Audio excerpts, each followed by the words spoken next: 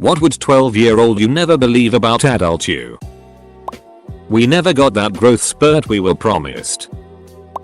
That sometimes, when I'm not paying attention, my mom's cis words slipped right out of my mouth. That I do math for a living. Ducking math. He'd have been so upset. Edit. Wow. Did not expect so many replies to this of all posts. Must be a lot of accidental mathematicians out there. I should have been more specific. I'm a financial analyst. So I play with numbers and spreadsheets and that kind of stuff all day. So not even the cool kind of math that helps us get into space or anything. More like, yeah. Last year we spent 45% more on LaCroix for the office than in the previous year. So, maybe less LaCroix this year? Edit 2. For more clarity, all I ever wanted to be was a musician. Even went to school for music. Still play pretty much every day. Just never made a living from it. So I went from rock and roll to profit and loss, as it were. For almost 9 years, I've worked literally 1 minute away from a huge water park and I've never gone there. That, I too, don't know what the duck I'm doing with my life. That I'm almost 40 and still don't have a stable full of horses. I live in a whole ass other country and speak another language now. That definitely would have come as a surprise. That I own an ice cream shop.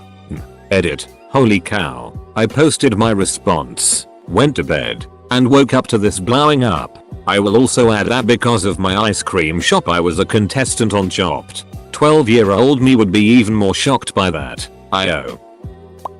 How I would feel about Jeff. Jeff was a really big deal in middle school. We went to different elementary schools so I never even heard of him prior to middle school, but as soon as I got to middle school his name was going around the school a lot and it became clear he was a big deal. Jeff was the toughest guy in our grade, the most athletic, the best looking, and the coolest according to both the guys and the girls. The guys wanted to be his friend and if they weren't then they were wary of him because of how tough he was and he gave off that vibe that he wasn't someone to make angry. All the girls loved him and he was making out with girls and going out with them all the time. He even went out with at least 2 girls a year ahead of us in school and one of them was the most popular girl in her grade. This was basically unheard of but he did it. He was in my class in the 6th grade and it became pretty clear that despite his coolness, toughness, and ability with the girls at a young age, Jeff had some problems and couldn't control himself that well. He would act out in funny ways by causing mischief and trouble, but he would also act out in less funny yet troubling ways by doing things like smoking cigarettes on school grounds with other troubled kids, and he would occasionally get physical with any guy dumb enough to piss him off.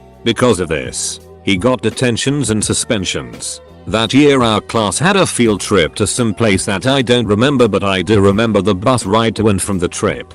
Jeff and I were on the same bus and for some reason still unknown to me he decided to sit next to me. On the way there he was talking to me about different things, and since I thought he was a bully and tough and I was afraid of him, I just was nice and would listen and then follow up with questions and try to interact with him, and he seemed to be cool with that. Then at some point he started talking about his home life and his dad, and he said that his dad would hit him upside the head. When he told me this he had his eyes averted and sort of looking down, and he said it kind of like it was a joke, but I could tell that he was upset by it and was trying to play it off cool and by acting like it wasn't some big deal. On the bus ride back to school we stopped at some place and there were these vending machines that some kids were getting snacks out of. I went to get myself a snack and a drink and I got my drink, but something happened when I tried to get my snack. I can't remember what it was exactly. It may have been that I thought I had more money than I did, and when I went to get my snack I came up short for money. Or it could have been that the machine ate my money. Whatever happened,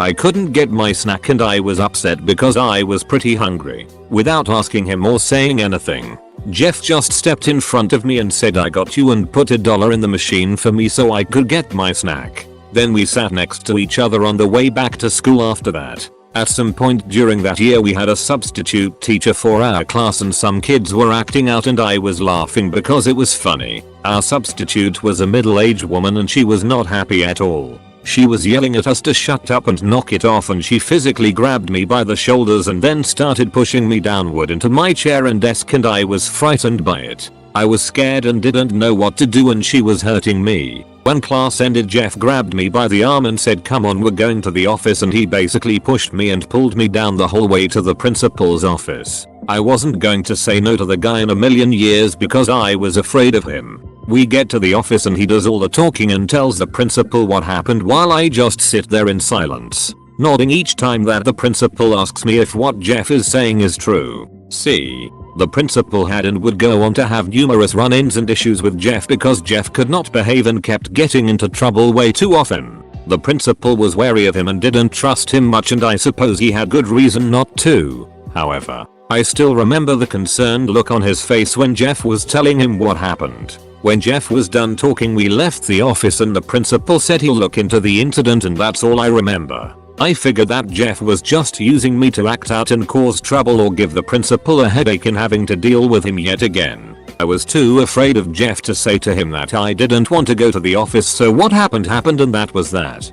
Jeff was expelled from school early in the 8th grade. Word spread around the school quickly because the kid was such a big deal. I don't remember why he got kicked out exactly or what the final straw was. He basically disappeared in 2003 and I never saw him again. Or so I thought. He was off my radar for years, and I had heard that he got kicked out of his second school after he got kicked out of ours, and then in high school he got kicked out of a Catholic school and then wound up at a pretty crappy public school. I didn't know at the time whether he even finished high school or not. In the fall of 2007 I was a senior in high school and I was hanging around at a friend's house after a party ended on the weekend. Seemingly out of nowhere, Jeff shows up with a guy I used to be friends with in earlier years. I hadn't seen Jeff since 2003. He was still big, looked about 6'3", and still had that kind of socially and physically dominant way about him. He was joking around with the guy he came with and he playfully pushed him on the shoulder after making a joke, and the guy almost lost his balance and fell over. Jeff just couldn't help it. Being the alpha male and dominant is how he always was. I was sitting on the couch with my friend and the guy who hosted the party, and then the guy who almost got pushed over smiled at Jeff a bit and said, "You remember, insert my name here," and Jeff stared at me for a few seconds. I definitely didn't look exactly like I did in middle school, but he stepped closer to me and looked me in the eyes and put his hand out to shake my hand but didn't say anything to me. Then he went back to drinking the beer he had and joking around. That's the last time I saw him before he died. Jeff died a few years ago. I think from a drug overdose. Heroin probably. He was 27. I determined that at some point his father, who was abusive and likely violent with him when he was a kid, left the family, likely when Jeff was about 15 or 16. It looked like Jeff and his mom and little sister had to leave our town and they wound up in a crummier, more rundown area. He fell into the druggy crowd in later years after he was kicked out of middle school, and I suppose this shouldn't have been surprising because his older brother overdosed on heroin and died when me and Jeff were in the 7th grade. I remember that going around the school at the time and people talking about it in whispers. It took me until I was 30 years old to put my brief yet meaningful moments with Jeff together. I went my whole life thinking that he was the school bully and I was afraid of him, yet I realized eventually that I never saw him bully anyone and that he never bullied me. I remembered our time on the bus together and our trip to the office, but I couldn't connect the dots at the time. Now I realize that on the bus, Jeff was grateful that I listened to him talk about his dad hitting him, and because I was nice and good to him. When I needed help at the vending machines, he had my back. No questions asked. When our substitute teacher did what she did to me, I later realized that this happened after the bus trip and vending machines day, because I was nice and good to him. When he saw what the teacher did to me, he didn't decide to use me as a way to act out and start trouble. He was just trying to help me because he apparently cared and was concerned. When I saw him after that party was over in high school, he truly did remember me, and he remembered those moments we had together where we had each other's backs in the 6th grade. He could have just said what's up when the other guy asked him if he remembered me, but instead of that he moved towards me and shook my hand, because even after years of having nothing to do with each other, those 6th grade memories came back to him that night, but not to me at the time. At 30, I put it all together. I'm truly sad that he's gone, and when we were kids I would have never thought that I would say that about him. Feel that way about him. Or that he would die young. The guy was the biggest deal and the last person I would have thought wouldn't make it in life, but sadly his demons and troubles took him away. Once I understood Jeff, I began thinking of him as a legend of my childhood. Recently I realized that calling Jeff a legend, while accurate and true, doesn't truly explain and express what he means to me. In a life filled with much hurt and pain doled out to me by the people whom I used to call friends and family, as well as abuse dished out by others out there, Jeff is one of the only people whose friendship, goodness, and memory is not tainted by time and by how people eventually began to treat me over time. All that he ever was good to me, respectful, kind, decent, caring, supportive, fearless, empathetic, friendly, and true. He was never anything bad to me for as long as I knew him, and he's the best friend that I never had. That's why calling him a legend doesn't quite express what he is to me all these years later. He's not a legend, he's my hero. I actually like exercise and physical activity. It's just pay class that sucked. That I found a girl that buys me Star Wars Lego at Christmas. That the brother I hated would become my best friend. Edit. Damn. Left this comment before bed. Came back to this. Thank you all for the awards. Lol, this never happens to me on here. Warms my lil heart to see so many people with a lot of love for their brothers. That I haven't gotten married. That's something I just assumed would happen, and yet here we are and I'm still single. I think he'd also be surprised at how rough my teenage years were. That my father would die young. Both of his parents lived well into their 90s. He was athletic, non-smoker, not a risk taker. He also turned out to be the only one in his family to get cancer, a particularly deadly type. Hey, you know that girl over there you think is really weird? You're going to marry her. That all of the things I said I'd always remember and never do as an adult, I've largely forgotten and probably do as an adult. That I actually like bees now and want to pursue beekeeping someday. I used to hate all bugs no matter what, but with more research, I realized that bees aren't so bad. Still hate other bugs though. That I'm in bed usually by 8:45 every night, to sleep high. That I still laugh at the exact same things. That I have a kid taller than me. I'm not tall or anything, just never pictured being shorter than my 13-year-old. How little I've accomplished. How many emotions were cancelled.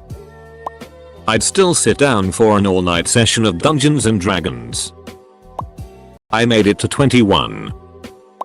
My D never grew. That I've heard a pilot scream "Mayday Mayday" before ejecting. I'm an air traffic controller. That I would be answering a hypothetical question about my 12-year-old self on an internet forum using my phone. How big my tits are. That he would become a scientist after all. Being a dirt floor poor country kid seemed unsurmountable at the time. 12-year-old me would put a beat down on me for dropping out of college and smoking weed every day. 12-year-old me was also probably in better shape and would easily win that fight. We never achieved that swan status. Still an ugly duckling. She has friends. Good, supportive, long-term friends. Guess what? You're gay. That the only thing preventing me from ending it is my dogs. Then he'd be totally stoked I have dogs. Edit. Guys, I'm fine. Even after they go I'll probably keep going, mostly out of spite. That I learned how to prioritize myself, and I'm not responsible for upholding anybody else's well-being or happiness anymore. Thanks for my first awards, friends. Also, somebody down the chain asked me to elaborate, so here you go, if you're curious. Trigger warning, hella childhood abuse. So it was actually due to the responsibilities I had my whole life. 1. Firstborn to a single mother who was tormented and hindered by her own mental illness. 2. Little brother born with autism. I took care of the majority of his needs from a very young age. One of my earliest memories is taking care of my younger siblings alone for an indeterminate period of time when I was 4 and they were 2. We were left alone a lot. 3. Because of my mom's struggles she didn't work. So the constant threat of freezing to death, dehydrating to death, starving to death was a fear she instilled in me when I was 6. 4. This is also around the time I was being molested. I didn't understand what was happening, but I could tell he was lonely and I wanted to help him. Pathetic. I know. It was made very clear that I was not to tell anybody about all of this. 5. I started working my first job cash under the table at age 12. Throughout the rest of my teens I was working upwards of 3 jobs at a time.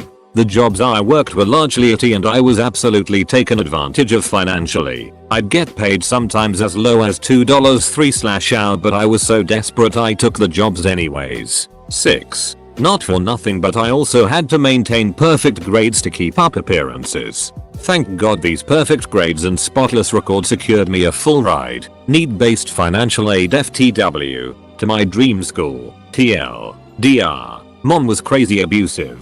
Other people in my life were crazy abusive. Little brother needed me. I had to parent myself, my mother, and my younger siblings, all while acing school and financially supporting us. The payoff was great when I finally got the duck away from them at 18 and got into therapy at 19. It got really dark before they got better. Now I'm happy, healthy and safe. Also, shockingly, nobody died when I wasn't there to hold everyone together. Go figure. He'd be blown away that I'm writing professionally now. That I'm marrying the girl I had a crush on then. That I can run 6 entire miles. Run the whole thing without stopping once. I still can't believe it sometimes. The human body is amazing. That I'm on my way to becoming a doctor. 12-year-old me would scream why. Rant about how doctors are the scariest beings ever and how the hospital drives you nuts. 12-year-old me really wanted to be a pilot. That I'm overweight and I became a suit. That I would be a firefighter. Yeah dude, you get to ride in the truck. Let's see. 1. That I actually did the things like get into a good college, graduate, and get a good job. 2. That I smoked cigarettes for a while, few years in college and after, pretty weird out of character. 3. That I have a wife and 2 on-purpose children at age 32. 4. That my household income is as high right now as my parents ever was. They really wouldn't believe that, which tells you everything you need to know about them. That I'm a virgin in my 30s and live with my parents. That I travel the world for a living.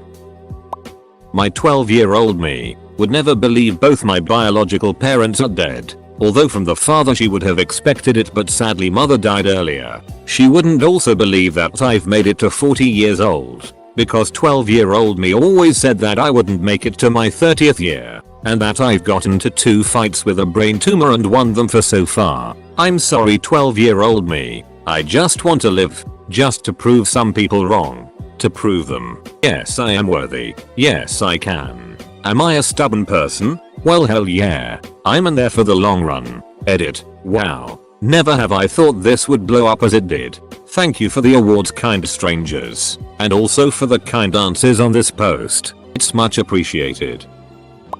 That I made it all 50 states. I know, kind of boring.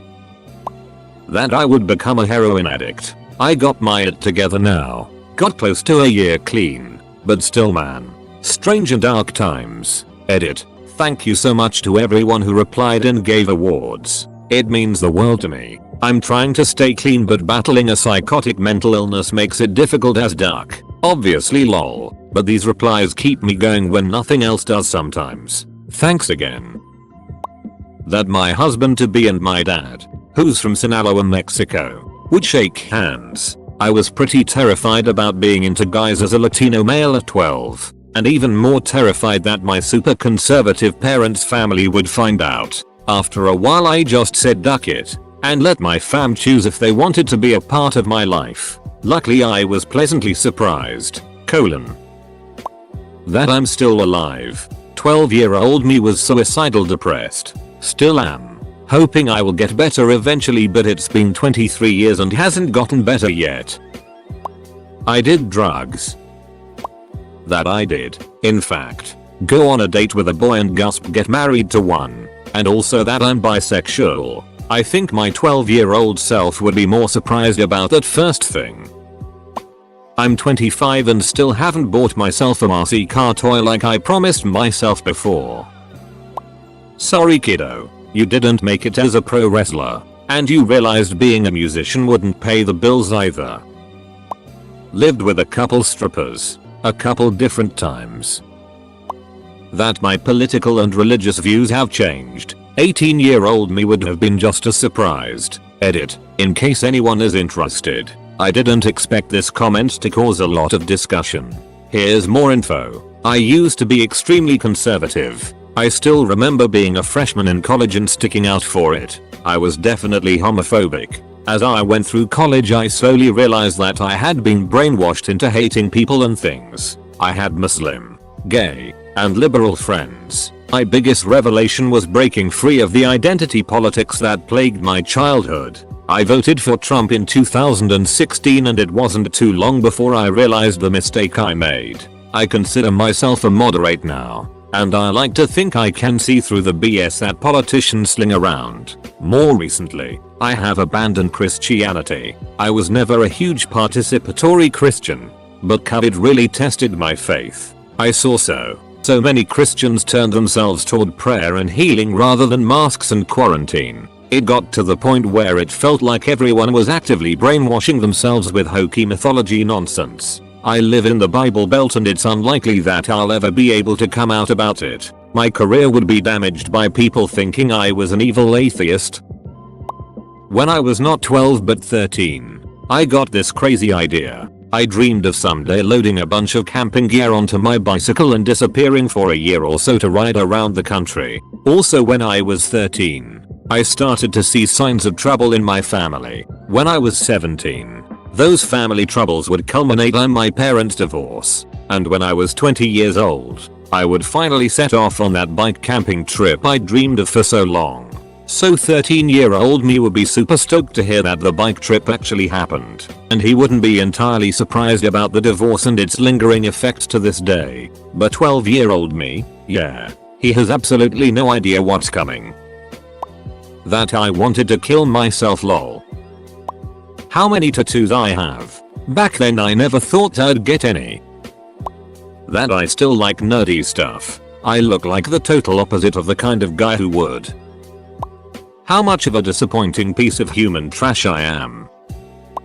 That I'm not some super successful rich smart doctor scientist with a Nobel Prize and a bright future ahead of me like every adult told me I would be. That all those friends and family don't stick around as you get older. That I never became the first man on Mars. That was always my plan, I guess. Technically, I could still be the first. I'm a lesbo. You're still alive at 30 and your boyfriend will be killed. Life is wild and hurtful but you made it this far.